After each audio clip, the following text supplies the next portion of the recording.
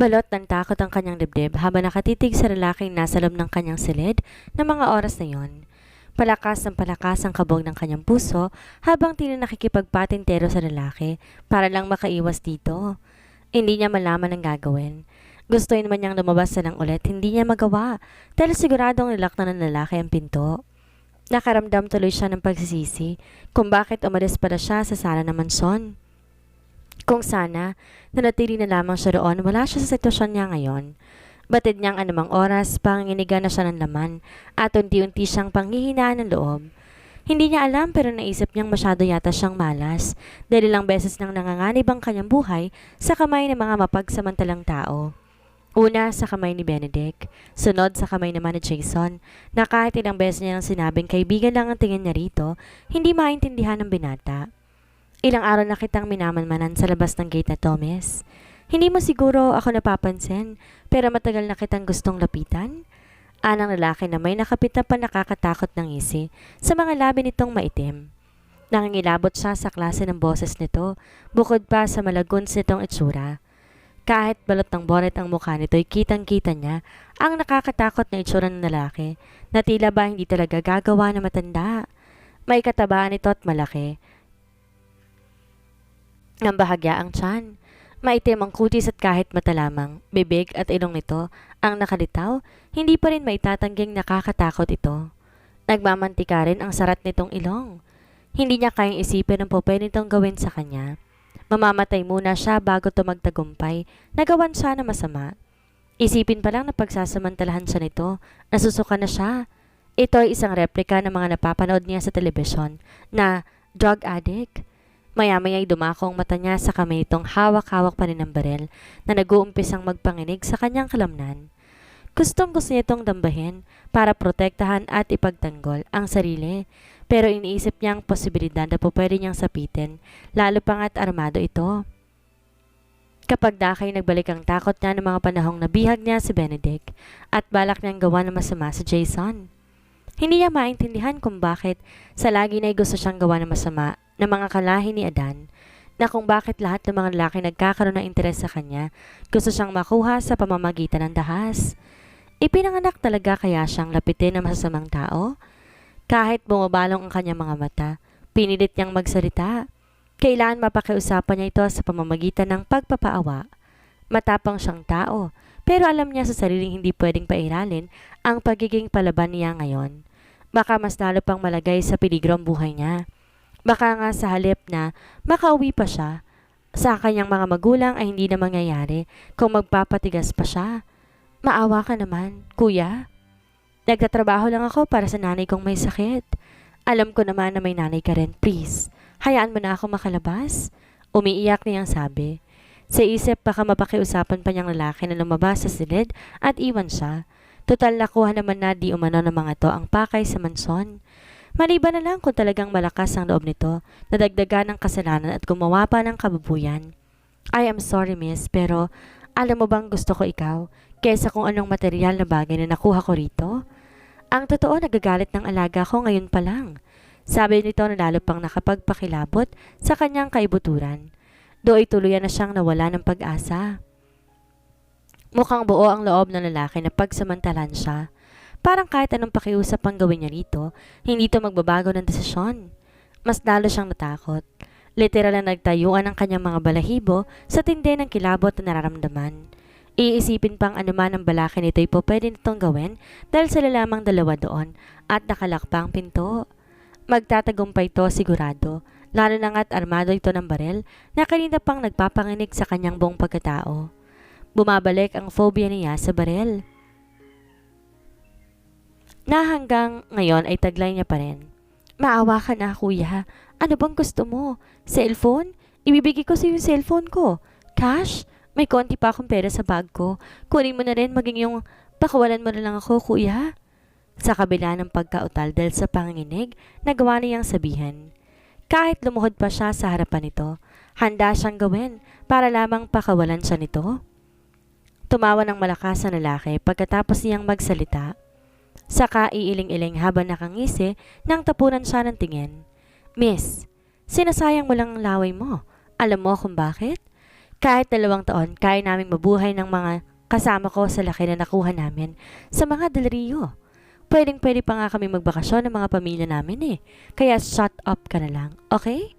Ngayon pa lang sinusunog ng kaluluwa namin sa impyerno, kaya bakit ko pa sasamantalahin, hindi ba? Kaya halika na dito.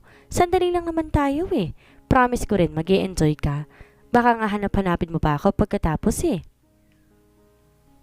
Promise ko rin na mag-e-enjoy ka. Baka nga hanap-hanapin mo pa ako pagkatapos eh. Parang baliw na sabi ng lalaki na sinenyasan pa siyang lumapit dito. Lalong bumalong ang kanyang mga luha. Patuloy siya sa pag-iwas dito habang nag-iisip kung ano pa kaya ang papwede niyang sabihin sa estranghero na pakikinggan ito. No, umalis ka na please. Walang makakaalam sa ginawa ninyo. Hindi ako na magsasalita kuya. Iwan mo lang ako dito at umalis ka na. Patuloy siya sa pagmamakaawa pero patuloy din naman ang lalaki sa paglapit na tila ba walang naririnig. Dala ng takot na gawa niyang tumalon sa kama at ipwesto ang sarili sa likuran noon matapos niyang itulak ang may gawing headboard. Sapol sa mga binti ang lalaki kaya't kahit hindi niya kita ang buong mukha nito, alam niyang mas lalo itong nagliyab sa galit. Sa isang iglap dumama din to sa kama, tumayo ng diretso sa ibabaw noon paharap sa kanya. Pagkuway tinutok sa kanyang baril na hindi malinaw sa kanya kung nakakasa. Napasigaw siya dahil do'y nagbuhol-buhol na ang kanyang hininga. Naisip niyang siguro nga ito na ang katapusan niya. Maaring nakalusot siya noon kay Benedict at kay Jason, pero hindi na ngayon sa kamay nitong estranghero. Humahagulgol na siya habang iniisip ang kanyang mga magulang. Umuusal na rin siya ng panalangin sa Panginoon at humihingi siya ng tawad sa kanyang mga kasalanan dahil tanggap na niya sa sariling ito na ang kanyang katapusan. Malaki kasi ang posibilidad na pagkatapos siyang gahasain nito, tuloy na siya nitong patayin pagkatapos. Bruha ka ha? Sa akala mo ba makakaalis ka pa rito nang hindi kita nakukuha? Sa halip na maging mabait ka sa akin, ang lalaban ka pa talaga, ha? Sumisingasing nitong sabi. Habang di pa rin ibinababa ang baril na nakatuon sa kanyang dibdib. Nagsimula siyang panginigan ng tuhod. Nanlalambot ang mga yon dahil hindi naman niya kabisado ang takbo ng isip ng kaharap. Ano bang malay niya kung drug addict pala ito at ng mga oras na ikasalukuy nasa impluensya ng droga? Baka bigla na lang nitong retratin ang leeg niya.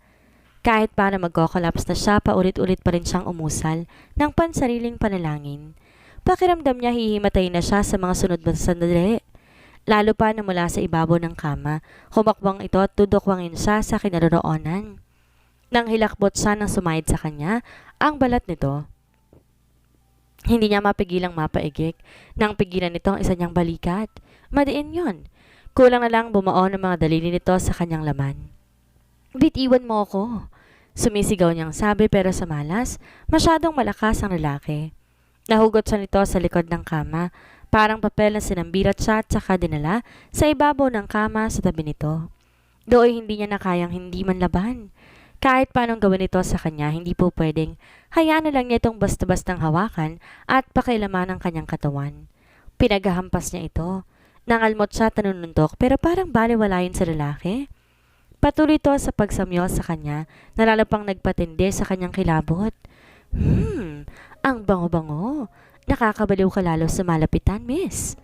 Parang baliw nga nitong sabi, sabay lapit ng mukha nito sa kanyang leeg. Lumakad ang mas matinding kilabot sa kanyang katawan. Pakiramdam niya ay nagtayuan lahat ng balahibo niya sa katawan sa paglapit itong iyon. Napansin niyang nakapikit to at tila baliw na itong nag-i-imagine ng kung ano-ano, kaya nakakita siya ng pagkakataon. Nag-ipon siya ng lakas. Sinipa niya to sa maselang parte ng katawan at sinigurado niyang masasaktan to. Mukhang nagtagumpay naman siya dahil napaaring king-king to sa sakit at nabitawan siya ng tuluyan. Sinamantala niya ang pagkakataon. Tumalon siya sa kama at sinikap na makalayo rito. Patakbong tinungo niyang pinto at kagad humawak sa doorknob, tsaka pinagpipihit yon sa pag-asang bubukas at makakalabas siya ng walang kahirap-hirap. Samantala, nag-uumpisa nang magtaka si Armando dahil hanggang ng mga oras na yon hindi pa rin bumabalik si Meredith. Tapos na ang misa at malapit ng maghapunan, wala pa rin to kaya hindi na siya nakatiis. Nagpa siya siyang tumayo para sundan to. San ka punta, iho? Tanong ng mama niya na mapansin ang kanyang pagtayo. Napatingin siya sa may gawin ni Noah na ng mga sandaling ngayon nakatingin din pala sa may gawin niya. Ilang sandaling nagkasukatan sila ng tingin hanggang sa siya na ang una nagbawi ng mata. Alam niyang may espesyal na pagtingin dito si Meredith at masakit yon para sa kanya. May kukunin lang ho ako sa kwarto ko, Mama. Sabi niya bago siya tuluyang tumalikod. Ang totoo, wala naman talaga siyang kukuhanin doon. Sadyang di lang niya may paliwanag ang dahilan kung bakit parang hinihila siya ng mga paa sa ikalawang palapag ng mansyon kung saan naroon ang silid niya at ni Meredith. May kung anong nagdala sa kanya sa pintuan ng silid ng dalaga at hindi niya alam pero bigla siyang kinabahan. Lalo pa nang pagkatapos ng pihitin ng pinto ay makita niyang nakalock. Nakarinig din siya ng ilang kalabog mula sa loob. Mabilis niyang pinaganang isip.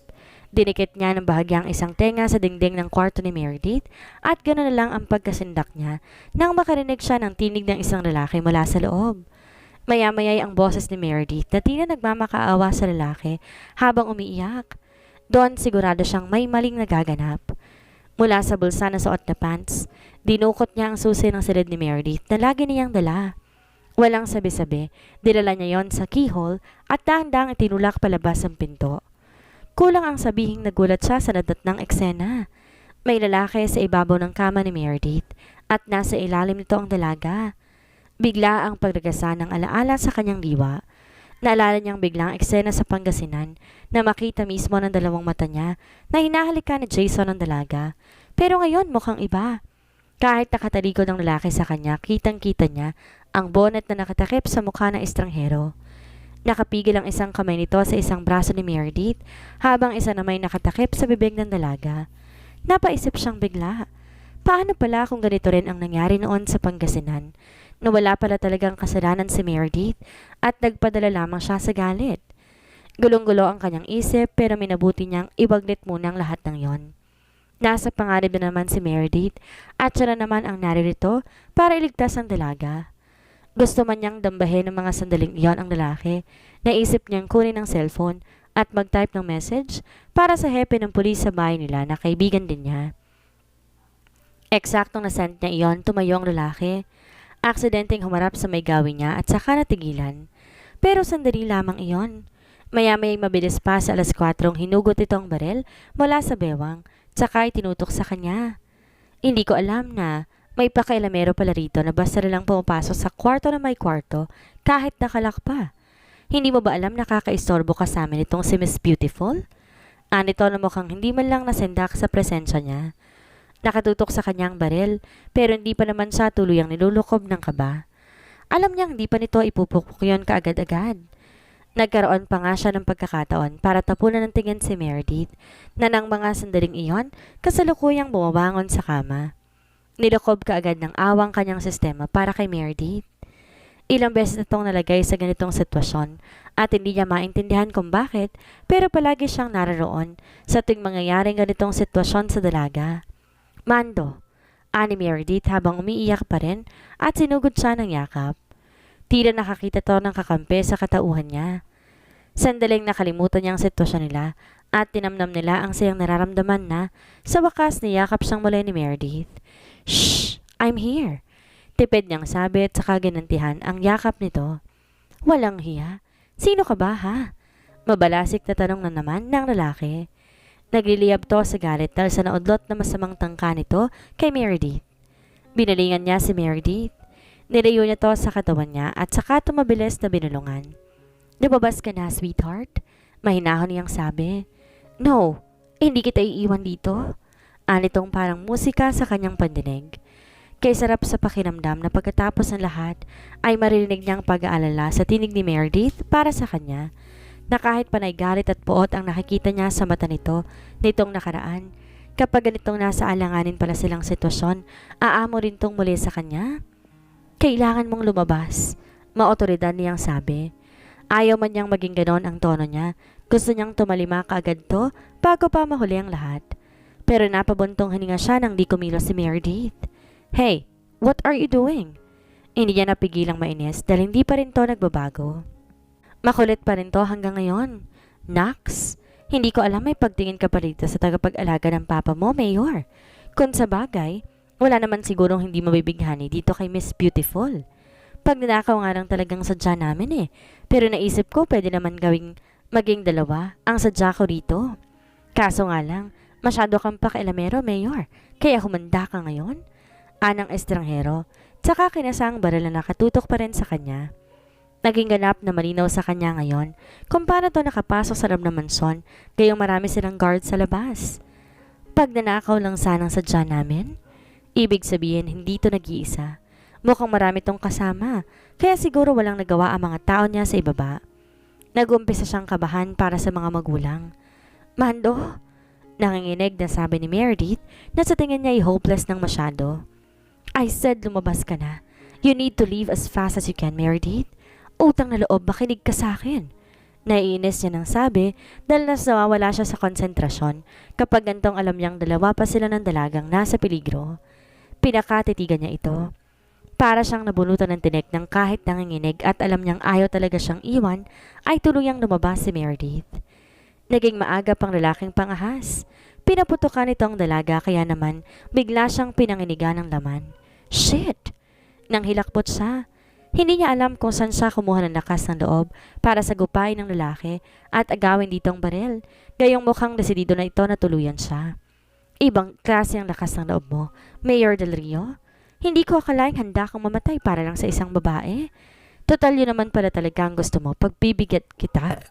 Sabi nito habang nag-aagawan silang dalawa sa baril. Malaking lalaki to't may katabaan, kaya naman mukhang dehado siya. Mas malakas to sa kanya. Mga hayop kayo. Kung totoong nakapagnakaw na kayo, bakit hindi lang kayo umalis? Bakit kailangan may mga tao pa tayong saktan? Di nakatiis niyang sabi. Di mawala-wala sa isip niya si Meredith. Hindi siya sigurado kung wala tong naging tama na lumabas kanina at nag-aalala siya dahil doon. Patuloy sila sa gawan dahil kung hindi niya gagawin yon, baka matuluyan siya nito. Baka maging ang mga magulang niya sa ibaba at ang iba pang kasama ng mga ito'y mapahamak pa. Gago ka. Kung hindi ka nangialam, wala sana tayong problema. Ilang minuto pa ang tumagal sa pambubuno nila bago siya magulat dahil muling sumulpot sa pintuan si Meredith. Nanlaki ang mata niya dahil ang baril na nasa kontrol ng estrangherong lalaki nakatutok naman ngayon sa may gawin ng dalaga. Meredith's POV. Halos magkandara pa siya ng sa wakas, makarabas siya ng kanyang kwarto. Hindi niya na malaman kung saan unang pupunta dahil hanggang ng mga oras na iyon nangangatog pa rin siya. Naalala niya si Armando. Ayaw niya tong iwan pero sa tingin niya, mas gusto nitong mag-isa lamang ang naroon kaysa silang dalawa pa. Isa pa bakas na sa mukha nito kanina ang pagkapikon sa kanya. Lakad-takbo ang kanyang ginawa. Naisip niyang biglang sinabi ng lalaki kanina na may iba pa tong kasama na pupwedeng sa mga oras na yon ay pag-alagala sa kabuuan ng mansyon. Kung ganoon, kailangan pala niyang magmadali. Kailangan masabihan niya ang mga magulang ni Armando na mayroong masasamang taong nakapasok sa bahay ng mga ito. Sana nga lang hindi pa siya huli. Huwag naman sanang iadya ng Panginoon na maging ang mga ito'y na hostage na. Sandaling iglap na subukan na siya ng mahabang hagdanan. Kalagitnaan noon na masalubong niya si Noah na paakyat kasunod ng isang pulis kaya't nabuhayin siya ng loob. Nagkaroon siya ng pag-asa dahil may tutulong na sa kanila. Kitang-kita niyang liwanag sa mga mata ng binata pagkakita sa kanya. Sa bagay, ganoon din naman siya, lalo't ang akala niya talaga kanina'y katapusan na niya. Meredith, ano nangyari? Okay ka lang ba? Humahangos ako na tinawid ng pagitan nila. Niyakap siya nito. Nooy alam niyang ligtas na nga siyang talaga. Niyakap niya rin ang binata. Damang-daman niya ang pag-aalala ni Noah. Man, move! Hanapin natin kung nasaan si Mayor Armando. Narinig niyang sabi ng isa sa mga pulis dahilan para siya'y matauhan. Kumalas siya kay Noah. Nagtatakang napabaling sa mga operatiba na nag-uumpisang magpulasan sa ikalawang palapag ng mansyon. Sinong tumawag sa mga pulis, Noah? Kunot noon niyang tanong. Si Armando mismo, Meredith. Siya ang humingi ng tulong sa mga pulis.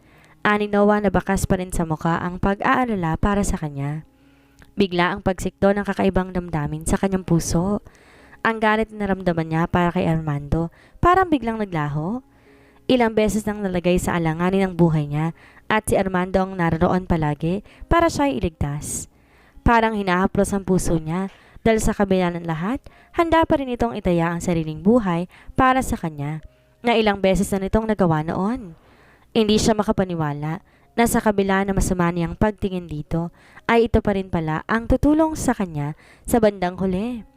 Noon, Ibinawis nito ang sariling buhay para sa kanya. Ngayon, muli na naman itong ginawa iyon.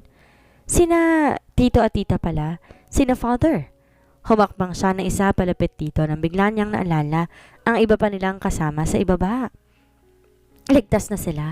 Huwag kang mag-alala dahil may mga pulis kids ang kasama sa ibaba. Nahuli na rin yung ibang suspect pero may dalawang nakatakas. Paliwanag ni Noah. Nakahinga siya ng maluwag dahil doon. Hindi man niya kaano-ano ang mga deliryo ay tunay na may malasakit siya sa mag-asawa. Lalo na nga at walang ipinakitang hindi maganda. Ang mga ito, kaya't simulat sa Paul.